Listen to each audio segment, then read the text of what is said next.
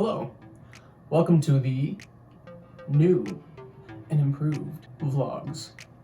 The first episode today, right now, with you and me on In Progress is kind of about what I've been doing and sort of the struggles that I've been facing leading up to this moment within the past few months.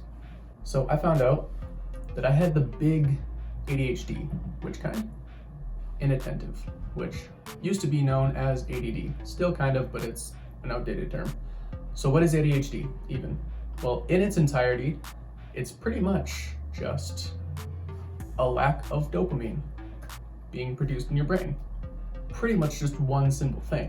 People with ADHD typically have lower activity in their prefrontal cortex, which is in charge of mental clarity and decision making. That in itself is already like, well, shit. Okay, that makes sense. Decision making and executive functioning. Look at someone with ADHD, then go look at their room. Especially if they're untreated or if they don't know exactly how to manage their symptoms. It's going to be a fucking mess, guaranteed. So the next thing is memory. Our memories are sort of impaired, and so that leads to a lot of problems because a lot of people just think we're careless, that we don't give a fuck about anyone else or anything else that other than what catches our immediate attention. But because we have this lack of dopamine, we just gravitate towards whatever is catching our attention in the moment, right?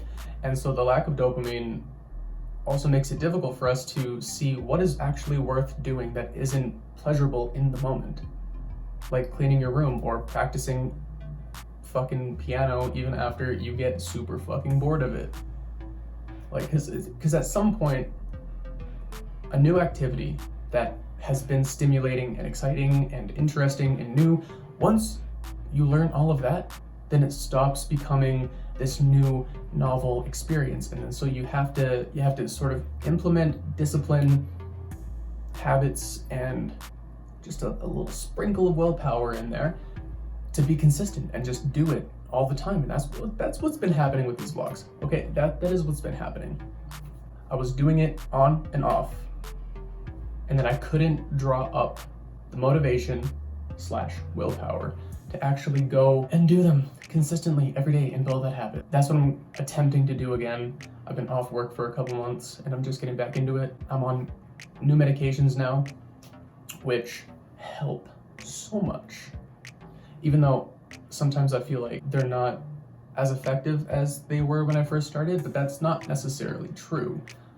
I used to have a lot of problems with brain fog, and that so far has completely gone away, which that in and of itself is a fucking miracle, just because I don't have to fucking deal with it anymore. But knowing that I have ADHD now helps me in so many different areas because I can actually prepare for what's likely to happen. You know, everybody's different, everyone experiences it different, but it's kind of under the same umbrella. I found this book that is all about ADHD and how to manage it. It tells you how to manage it without medication, but it's still going to work with medication because your brain still sort of works the same way.